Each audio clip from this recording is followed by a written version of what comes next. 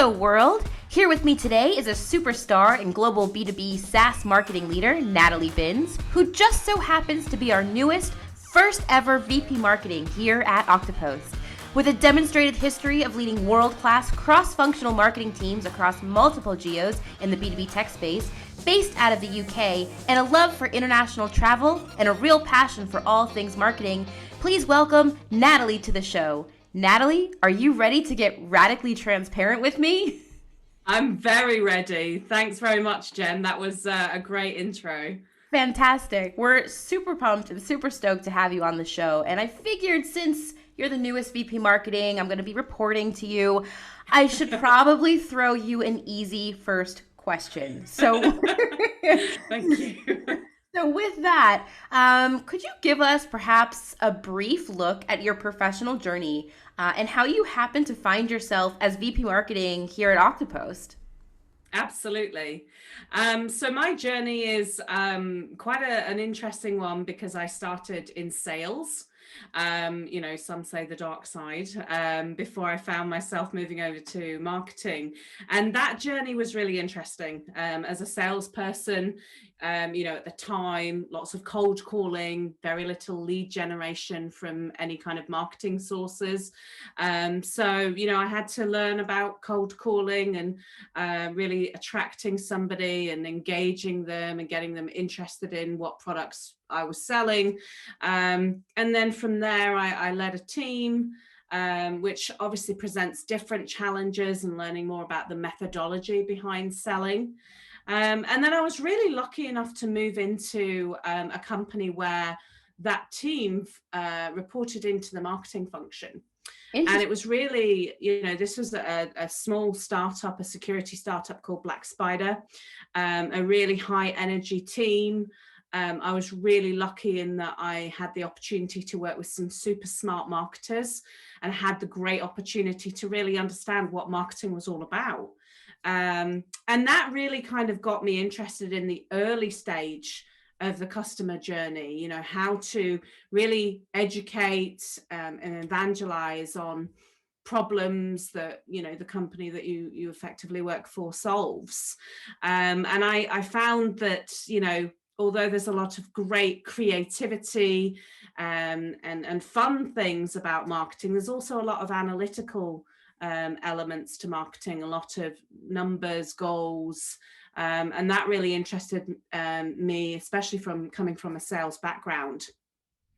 So moving into a pure marketing role really gave me the opportunity to delve deeper into that. And I've been lucky enough to work for both small organizations, quite a few small startups, and also I've worked at bigger companies like CA Technologies and ADP, which gives a very different experience, where you get to engage with lots of different people and companies, partners, and technology businesses that you engage with. And again, you mentioned at the beginning of the intro that I have a love for international travel, and I feel extremely lucky to have been able to travel internationally as part of my roles, and that's given me a very different insight to travel, especially if you do it in your own personal time, when you get the opportunity to meet people of different cultures and go to different places and see how they operate. It really gives you a different perspective, something you can't really do over the phone or over a Zoom, so to speak. So I definitely had a great opportunity to get out there and engage with customers and partners, in lots of different places all over the world. How did I get to Oktopost? Yeah. That's a great question. We're dying to know. Absolutely. And, I think with most of the companies that I've engaged with, understanding a little bit about the market and the industry, I've worked in lots of different technologies, from IT security to marketing tools and testing tools. And really, Oktopost jumped out. And firstly, I was massively disappointed that I hadn't come across them before from a purchasing perspective. But when I saw the product and I had the opportunity to engage with the sales team and really understand what value it gives to heads of marketing and senior demand gen specialists, I was really impressed. And it blew me away when I saw the demo as to what the capabilities of the technology are and what it can do for us as marketers.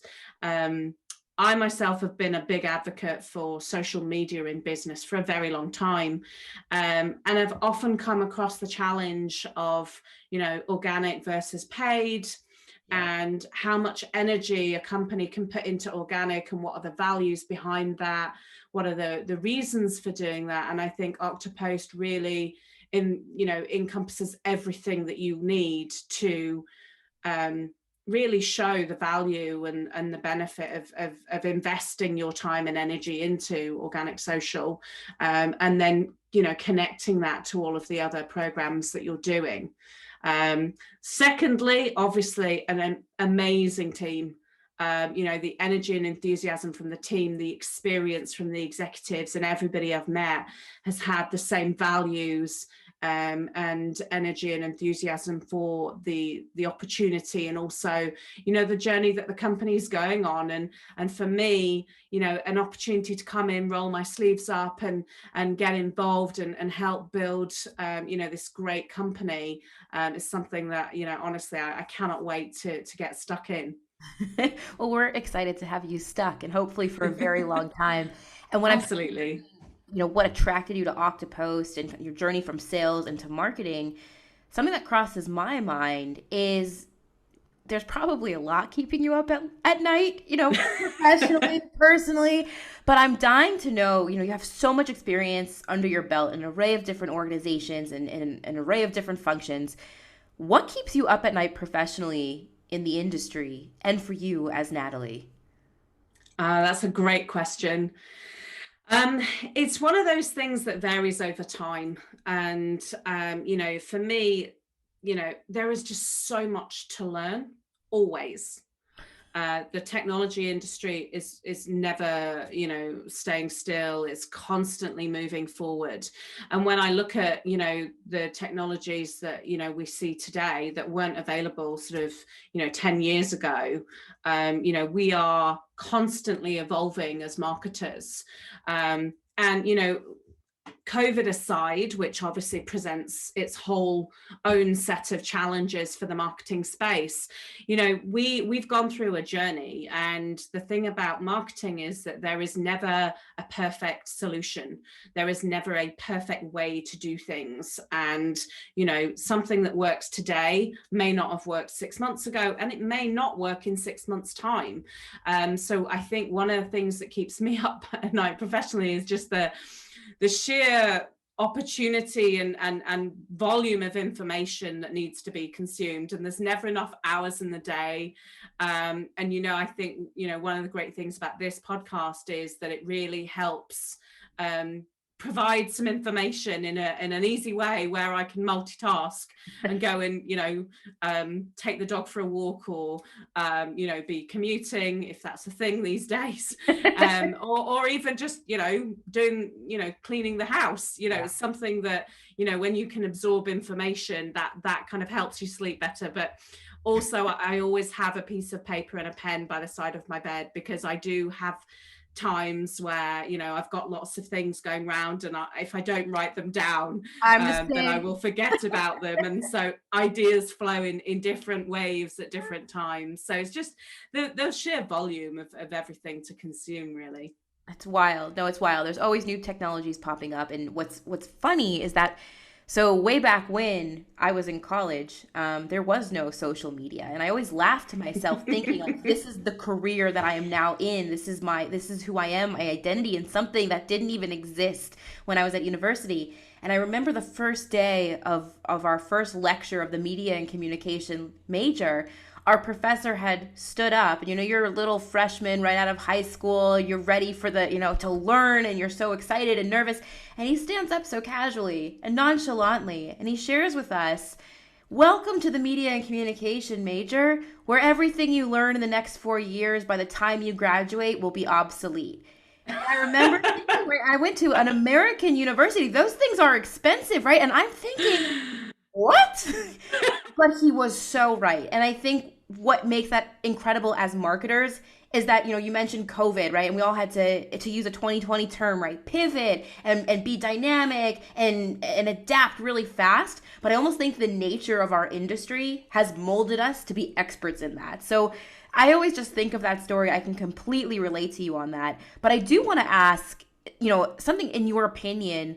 What do you think some of the biggest challenges facing marketers today? We're not exactly post-pandemic, but we're not in the eye of the storm, I'd like to think, anymore. So what do you think in 2021, are going to be hitting us with kind of those question marks or brainstorm? Absolutely. And I think, when it comes to B2B marketing, it is a very different beast to B2C. And it's something that, we're kind of evolving over time, and it's become its own kind of segment. And I think, one of the things that people are really going to be looking at this year as a challenge is, okay, we're coming out of the pandemic. People are desperate to go out and meet family and friends, but how is that going to be taken from a business perspective? How comfortable are we meeting strangers? How likely are we to get back into this face-to-face engagement? Another thing is, and this isn't a new thing from the pandemic, but we were kind of getting very heavy on digital before. Obviously the percentage has massively shifted in the last sort of 12 to 18 months, where it's pretty much been 100% digital. But I think that there was a bit of fatigue when it came to face-to-face events. Certainly in previous years, the results that we would get out of doing trade shows or smaller events were getting lesser and lesser, and perhaps lesser of the senior executives were attending some of these events and sending on some of their team to kind of gather information, but the way in which customers have been buying has changed over time. And I wonder how much that's actually going to flip the other way, in that because we've kind of had this kind of gap and almost sabbatical in going to events, how much is it going to be, okay, I'm kind of sick of online searching. Now I actually want to deal with a real human. And I'd like to be taken out for lunch, and I'd like to go to a sporting event, or I'd like to go and sit and listen, rather than sit via Zoom where I'm perhaps multitasking and, I've got kids running around or whatever. So, I think the challenge is, how much do you go back to the good old days, if you like, of field marketing and, events marketing versus, still kind of prioritizing digital. And I think, it's really understanding the customer. I think one thing that has been great during the pandemic is that we have become more human in our approach to marketing and selling. Conversations that, SDRs have had with customers has been, remarkably different. It's been less about business and actually, how are you doing? And you're being welcomed into somebody's home effectively when you're on a Zoom like this. For those watching on YouTube right now, you're right? Exactly. And so, this is who you are. And, in some cases, you're not necessarily feeling great, or you've perhaps got things going on with people around you being sick, so I think we've kind of gone from this perhaps more formal professional B2B marketing to, we've almost taken some of the consumer side, that human approach, and I think that's actually a good thing. We don't need to be so formal in the way that we engage. And I think what's one thing that's really key about B2B marketing is you're still selling or buying from a person, and it is person to person. It's a lot of things have been said about account-based marketing or ABM in the last sort of 5-10 years, and that's been account-based, and the key thing there is a company, but actually it's people-based. And it's really engaging with the individuals and really understanding, Jen, what do you need? You know, tell me about your problems, as opposed to tell me about Oktopost's problems. So I think, you know, there's a lot of challenges, really understanding the difference between, you know, going from a pure digital push as to how much and when do we start to engage more of the face-to-face, but also how do we cut through the noise, that because everybody's gone digital, how do you stand out from a crowd, and how do you get the right message across to somebody that's, you know, actively seeking or perhaps not necessarily aware of a tool that can fix all of their problems, like Oktopost. Like Oktopost, exactly. You know, just hearing you speak, I mean, there you have no shortage of experience in B2B marketing, and I've seen some of the presentations that you've given. They're second to none. But what I'm so curious about, you know, in the beginning you had said, right, there's no right way of doing marketing, right? But you do know when you're not on point, but there is no right way of doing it. But what on earth makes you stay in this crazy, crazy field? I love variety and I love change, which is kind of weird to say because, you know, there's a lot of people that are uncomfortable with change. I'm uncomfortable with change, but I love to be uncomfortable. And, you know, I think the key thing is that, you know, this industry is constantly evolving, which keeps me on my toes. I've got to constantly evolve with it.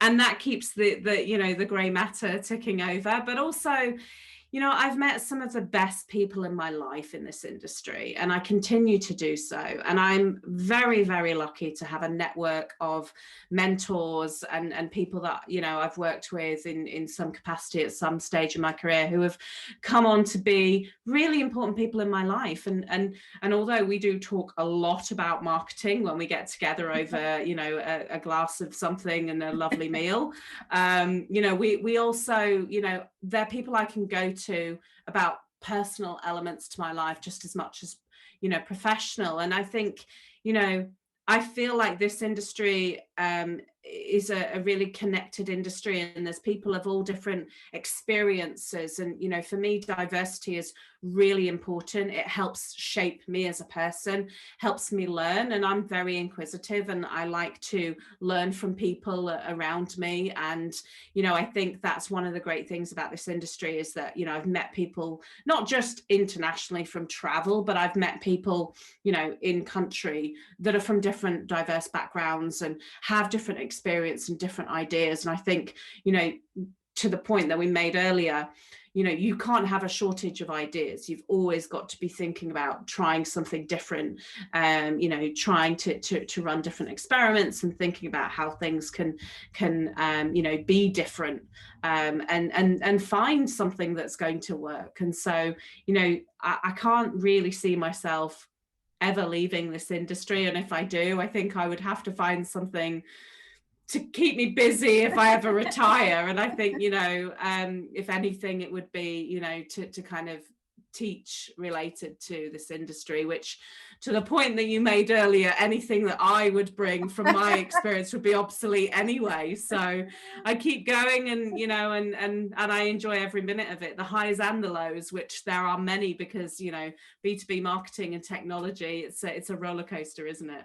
I couldn't agree more with you on that. I want to take a moment and put our social media manager hats on for a moment. I have two questions left for you in this fantastic interview. I'm like listening and I'm like, I want more. We're going to have to do round two. But when I think about social media marketers, right, and I think, you know, there's a lot of challenges and questions that many have around the ROI of social and social media managers specifically. But what would you say, in your opinion, right now, what are social media marketers in the space doing well? And then also, what do you think they can be doing better? Great. Yeah. I think, and this is a challenge because, you know, obviously with my journey and what I do is I look at what's going on. And I think, you know, with companies that are doing it well, and, you know, you don't necessarily know who the actual person is that is doing it well. You know, it could be anyone. But I think the companies that are taking that challenging testing approach to social in the way that they're probably doing that with other digital. So, looking at different content and being varied. So they're not just promoting yet another webinar, and they're not just promoting, here's the same blog or another blog. And so they're very limited. This is what we push out. We push out blogs and webinars, for example. Right. They're asking questions. They're trying to create a conversation, because for me, I think it's really clear that most people understand this, but social media is very much conversational. Take social media from your personal perspective. It's no different from a B2B perspective, So when I engage with people, it's not just that I push content. If somebody comments, if somebody, engages, I'm going to be straight back to them and engage with them. It's not just pushing it out and going for likes. It's a conversation. And equally, you're doing the same with other people. So, companies that are doing it well are being careful to have a variety of content that goes out there, and they're also testing the engagement they're getting, and responding and having that conversation, but also posing questions. And I think to answer the question of what can they do better, it is humanizing it. It's taking that whole position that we're selling to people, we're communicating to people, and being about it. And one of the things, I'll give you an example. Something that I always love to see on Twitter, for example, is when a brand comments on another brand, and then it becomes a thread. And and there was something about Burger King recently, and then McDonald's threw in, and then KFC got involved, and Pizza Hut, and everyone's like, Pizza Hut? Who are you? And those kind of things are pretty cool. They go viral. Everybody gets involved in those conversations, and it's kind of hard to do that in B2B marketing, because we're not talking about burgers or it's a little bit more complex. But I love it when there is that kind of personal engagement. Another example is that a couple of years ago, there's a train company in the UK, Southwest Trains, and they hired somebody to kind of run their social for a while, and he put on their social platform, hi, it's whatever his name was, James, for example, I've been allowed to take over, so I'm going to be running tweets today. And, it was clear from the introduction that it was a person behind the brand. And so people really connected with that. And I think that's something that I would love to see more of, is that it's not just, a company, and this is, our tone, and this is who we are. But actually, that's okay. That's your brand. And I totally understand that. But what about the person behind the screen, the person that is actually engaging? They should be allowed to explain and kind of show a bit of personality. And maybe that's the personality of the company, or maybe that's the personality of the individual. But I think that often gives you a little bit more leeway to have a better connection with the audience. I think that's something that would be great to see more of. I couldn't agree with you more on that. And to give a little fun fact for anyone listening, so we often get the question, right, especially when it comes to Instagram, how could B2B marketers thrive? How can the brand's voice thrive on Instagram? And we actually had last year, one of our highest performing campaigns was our employee takeover campaign, where during the pandemic, because finally, right, none of us were in the office, we were all at home, which was interesting. People wanted to know where people were and what they were doing. So we did this whole employee takeover campaign, and it was our best performing campaign. And I think that's just something to think about, going back to what you were saying about B2B marketers, always have to think about new ideas, but in the B2B space, right, getting more human. So maybe a few years back, an employee takeover for B2B wasn't so interesting or acceptable, and there was like kind of this professional persona that brands felt they had to take on. And we saw firsthand with this employee takeover hashtag. You can go ahead, enter that into Instagram, hashtag employee takeover, and you'll see a lot of B2B brands were doing this, and it added a lot of success, because finally you were able to see a more human side of Oktopost, right? You saw our customer success managers, our sales, our marketing, our CEOs talking about them being normal humans with pictures on Instagram. So I definitely agree that, the theme of becoming more human, and a time for B2B marketers to really take that, and run with it. I couldn't agree more. that brings me to my very last question. And it's my absolute favorite question to ask on this show. So Natalie, I have to confess, before this interview, I Googled you, I stalked your LinkedIn, I took a look everywhere. You're quite impressive, I have to say, but I did learn a lot. And I'm hoping that today on this show, you could tell us something about yourself that we wouldn't be able to necessarily know or find on Google, or if we checked out your LinkedIn profile. On Google as well. Oh gosh. Actually, so I'm pretty transparent on Facebook and LinkedIn. I post pictures and stuff like that about where I go and what I eat and all that kind of stuff. But I do think there's probably no real information. You'd have to search very high and low to find this. When I was growing up, I was a cadet with the UK RAF air cadets, basically. Really? And yes, it was something I loved. And it was, do I go into tech or do I join the Air Force? And I went to wow. tech. And so I had the opportunity to go through the ranks. I was a flight sergeant, and I really loved what I did. I got to fly a lot, and also did my my basic glider training, so I could do my solo glider training, which is a powered glider. I haven't done it for a long time.